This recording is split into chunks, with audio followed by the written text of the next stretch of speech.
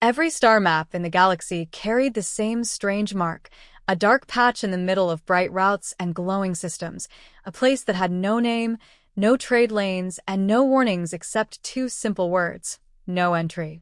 It was a void, vast and silent, untouched for centuries. Merchants never passed through it, pirates avoided it. Even war fleets plotted long detours rather than crossing its border. No signals came out of that space, no ships returned, and every empire treated it like a curse best left alone. Many young cadets asked why such a huge region was left blank, but their teachers always answered with the same nervous smile. Some questions are better not asked. Legends whispered that once there had been fleets sent inside, but none came back, not even wreckage. Tonight, under the cold glow of a dying star, a desperate smuggler found himself far too close to that forbidden border. His ship was old and creaking, its engines barely running, cargo bay filled with stolen goods, and his pursuers right on his tail. He cursed and slammed the console, trying to push more power, but his scanners screamed warnings, showing the red line, the invisible wall that marked the edge of the blank zone. He hesitated, his claws drumming on the controls. Crossing meant certain death, or so the galaxy believed, but staying meant capture and prison, maybe even execution. He muttered to himself, eyes flicking between the flashing warnings and the faint lights of ships behind him. Then, in the middle of his panic, a strange sound drifted through the static of his comms. At first he thought it was just interference, but then the sound sharpened, broke through the noise, and his eyes widened. It was not alien chatter, not mechanical beeps, but voices, deep and steady, speaking in a rhythm he could not understand. His breath caught in his throat. No signal had ever been recorded from the void, yet here it was, faint human transmissions echoing from the dark. He leaned forward, ears twitching, trying to decode it, but the longer he listened the colder his skin grew. It was not only voices, but music, a strange pattern of drums, like something alive was keeping time in the black. The sound did not fit the silence of space, and that made it worse. His heart pounded, and his instincts screamed at him to turn away, but his ship drifted closer. The black region ahead was like a wall of shadow swallowing the stars, and though no planets or stations appeared on his screen, he felt as if something hidden was watching him. Suddenly, alarms exploded across his console, lights flashing red, systems failing one by one. His scanners spun wildly, detecting massive readings, shapes far larger than any known ship.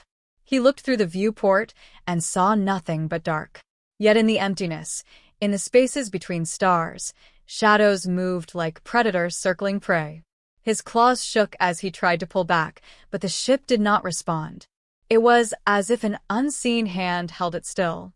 The human voices grew louder, clearer, and he could almost make out the words though the language was strange. Then, through the static, came something else, something that made his chest tighten in fear. A single long breath, like something huge inhaling in the void, slow and heavy. His entire body froze. He felt it in his bones, in his mind, in the very air of his ship. Something massive was watching him, not with sensors, not with machines, but with eyes he could not see, yet felt piercing through the hull as if it were glass. He gripped the chair, shaking, whispering to himself that it was not real, that the void was empty, but deep down he knew the truth. This was human space. This was the forbidden border. And now it had noticed him. He slammed the emergency thrusters, trying to break free, but the ship groaned as if trapped in invisible chains. On his comms, the voices shifted, no longer distant, but close, whispering in a language that felt sharp against his ears. He did not understand the words, yet the meaning burned into his mind. You should not be here. His breathing quickened, fear choking him, sweat dripping down his neck.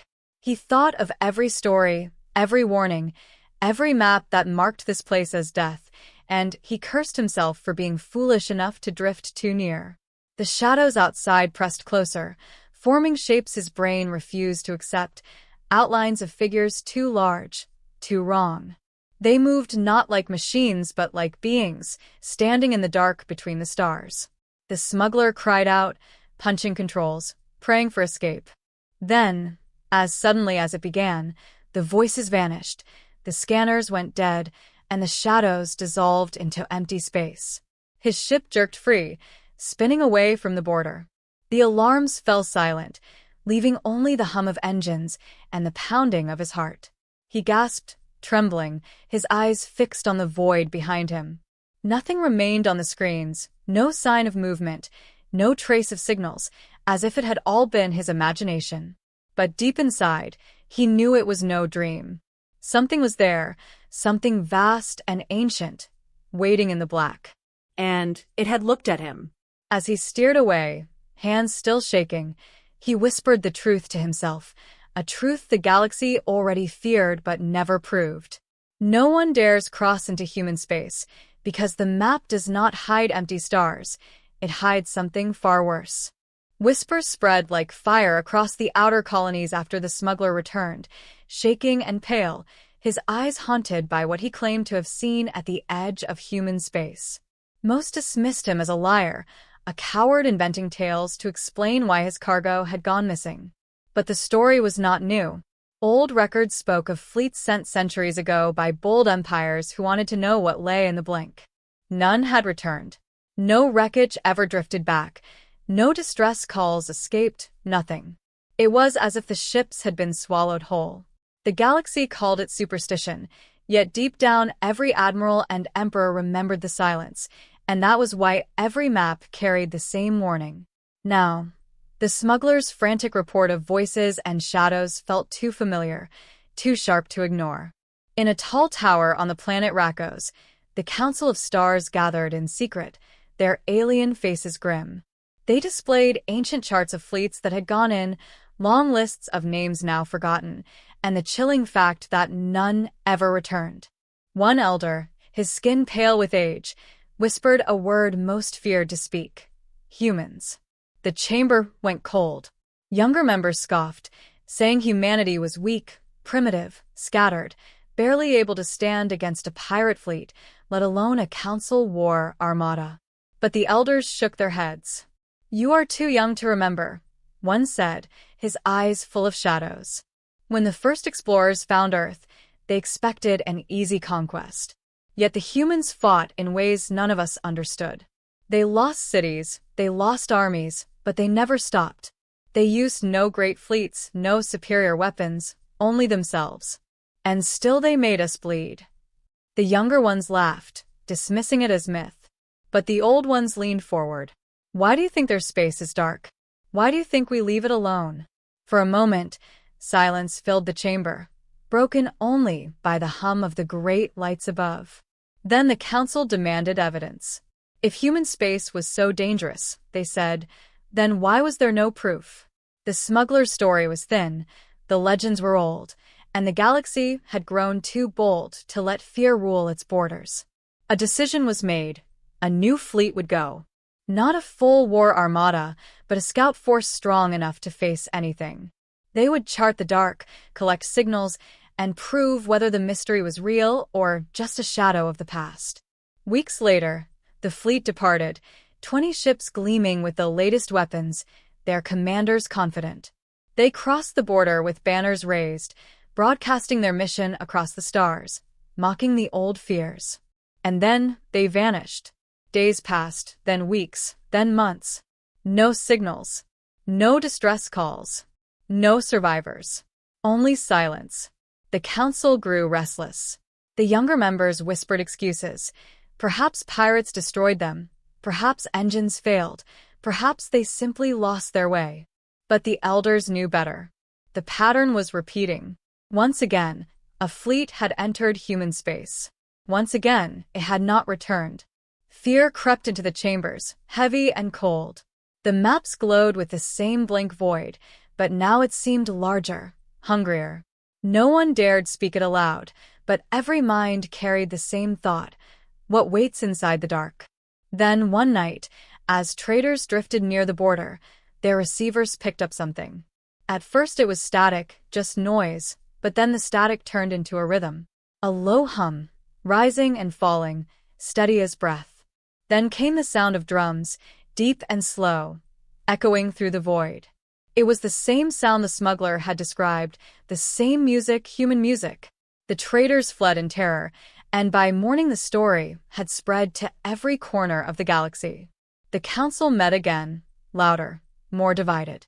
Some called for war, demanding the Forbidden Zone be burned clean with fire. Others warned against such madness, saying to wake the humans was to call doom upon them all. The argument grew, voices rising, until the elder struck the table and silenced the hall. "Listen," he said, his voice shaking but firm. "We lost another fleet. Not to pirates. Not to engines. To them. The humans do not allow trespass.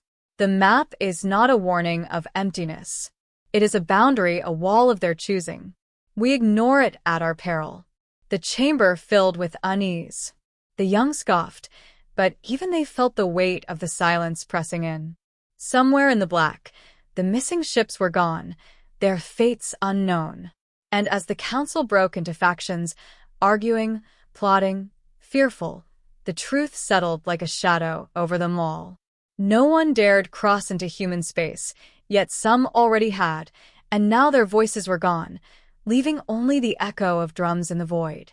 For weeks the galaxy buzzed with fear, rumors spreading faster than light, but no answers came. Traders swore they heard the drums again at the edge of human space, sometimes louder, sometimes faint, always steady, like a heart deep in the dark. Pirates whispered of shapes moving in the void, vast shadows that never appeared on scanners. Still, the council refused to admit defeat. They called the surviving smuggler once more, demanding every detail of what he saw before his ship escaped.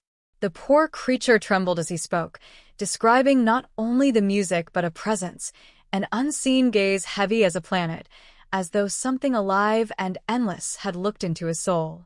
When asked what he believed it was, he whispered only one word: humans.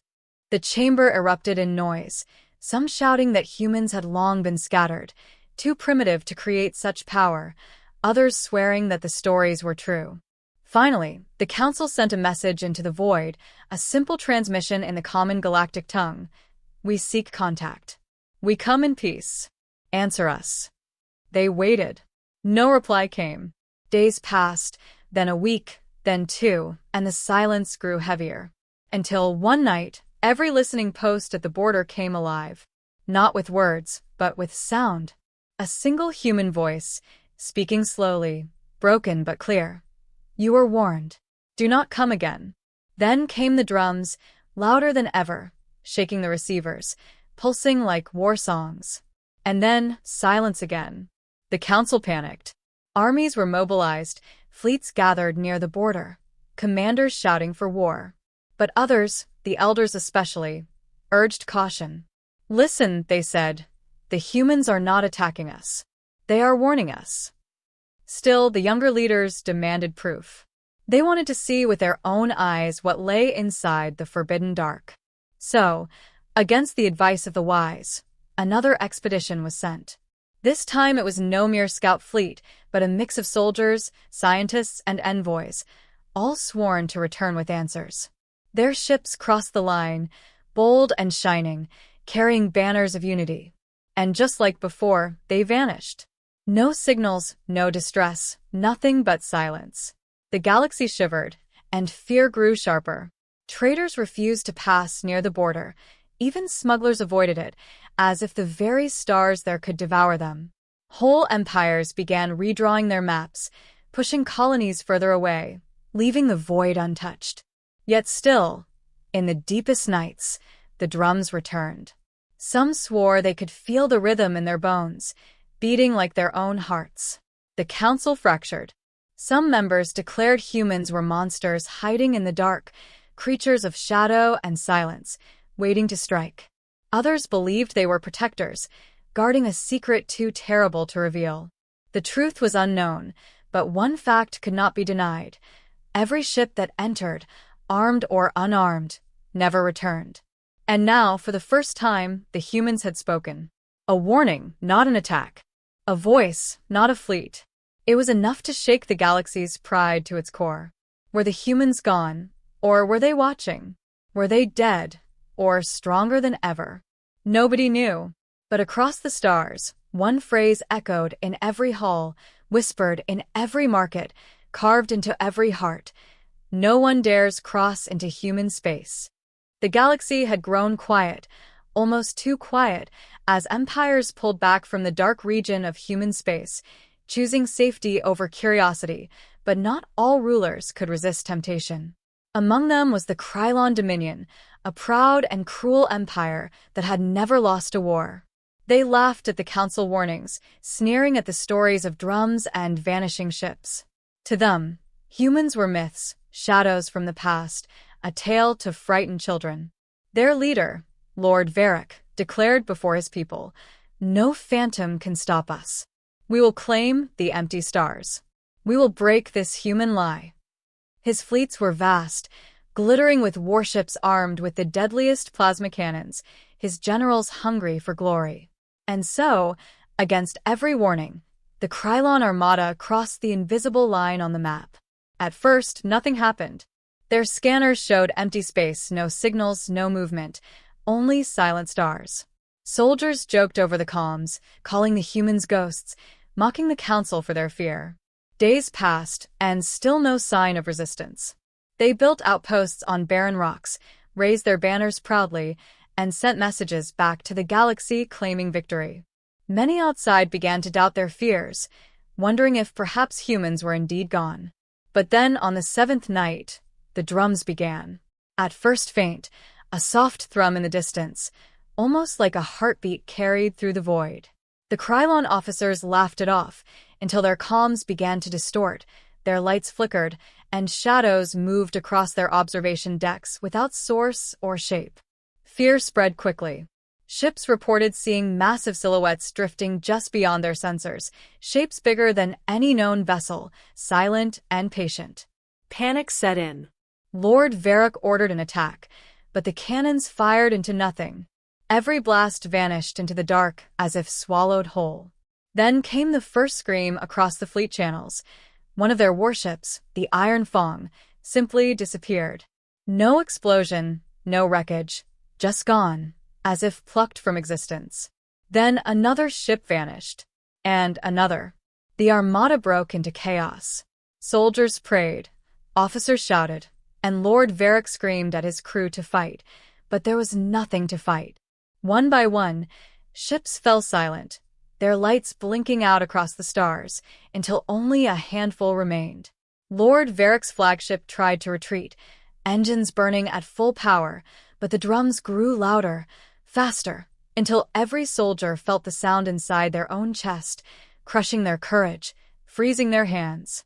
Then, the voice came again, not from speakers, not from comms, but inside their minds, heavy and human. Leave. Those who survived claimed the shadows parted, just enough to let a few ships escape. Broken, trembling, they crawled back to the border, carrying the story of what they had seen. The Krylon Dominion, once proud and feared, was humiliated. They had thrown thousands of ships into the void and returned with almost nothing. Lord Varric himself never came back. Some say the humans took him. Others say he lost his mind and walked into the dark willingly. Whatever the truth, the lesson was clear. The galaxy now knew for certain. Human space was not empty. It was guarded. It was alive. And no empire, no matter how strong, could ignore the warning written on every star map. The fear became law. From that day forward, no ruler dared challenge the dark again. The blank space was no longer just forbidden. It was holy, untouchable, a graveyard for the arrogant.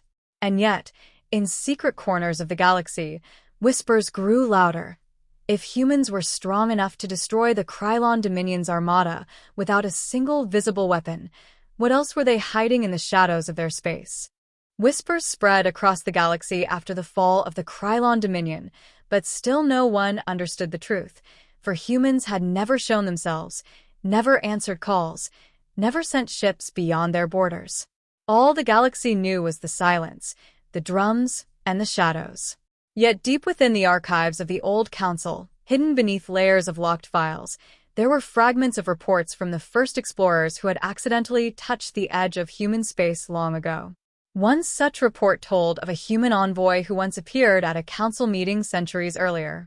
He was calm, quiet, and spoke only a few words. "Do not come to our stars. The cost will be too high."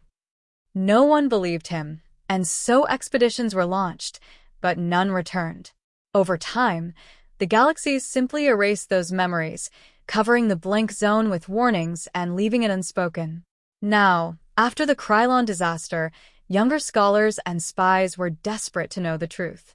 Some risked everything to cross into the silence, disguising their ships, muting their engines, hoping the humans would not notice. A few even made it farther than most, far enough to see strange shapes drifting in the darkness, vast rings around dead suns, towers built on shattered moons, entire fleets frozen in orbit like sleeping giants. These were not ruins. These were not graves. They were waiting. One spy claimed to have seen humans themselves, though no proof was ever shown. He described them not as monsters, but as ordinary beings, unarmored, unarmed, their eyes calm yet terrifying, as if they carried storms behind them. "They do not shout, they do not rage," the spy whispered before vanishing. "They simply stand, and the universe bends around them." Some dismissed his story, calling it madness. But others believed, and fear grew heavier. Across the galaxy, leaders argued. Why would humans hide if they had such power? Why remain silent for centuries?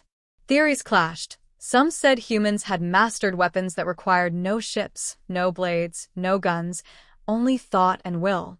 Others claimed they were not hiding, but building something vast in the shadows, something the galaxy was not ready to see. The most terrifying rumor of all came from a fragment of an intercepted signal, a transmission so faint it was almost lost in static. It spoke in human tongue, cold and clear. "The silence is mercy." That single phrase shook even the strongest empires. Was the blank space a prison the humans had built for themselves, or a wall to protect the galaxy from what humans were becoming?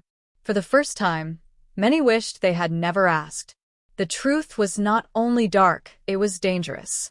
The silence itself was a warning, and those who tried to uncover it too deeply rarely returned to tell what they found. The galaxy trembled when the silence finally broke. It did not come with war fleets pouring from human space, nor with weapons fired across borders. It came with a single signal, one that every empire, every colony, every station heard at once. The stars flickered, the maps blurred, and then a voice, steady, human, unshaken, spoke in every tongue. "You were warned. You did not listen." Across worlds, leaders froze. Soldiers dropped their weapons. Civilians stared at the skies in terror. For the first time in centuries, the humans had spoken directly. At that moment, in the skies above dozens of alien capitals, vast shadows appeared. They were not ships in the way the galaxy understood ships. They were shapes larger than moons, silent machines with no heat, no signal, no trace of energy the scanners could name. They hung above the skies like watchers, dark eyes staring down. Panic spread as some empires tried to fire at them, but their weapons vanished into nothing, absorbed like pebbles thrown into an ocean. Then came the drums. Low, deep, rolling through space and air, shaking bones and minds alike. The same sound that had haunted the survivors of the Krylon War now roared across the galaxy. In the council chamber, chaos broke out. Some demanded surrender.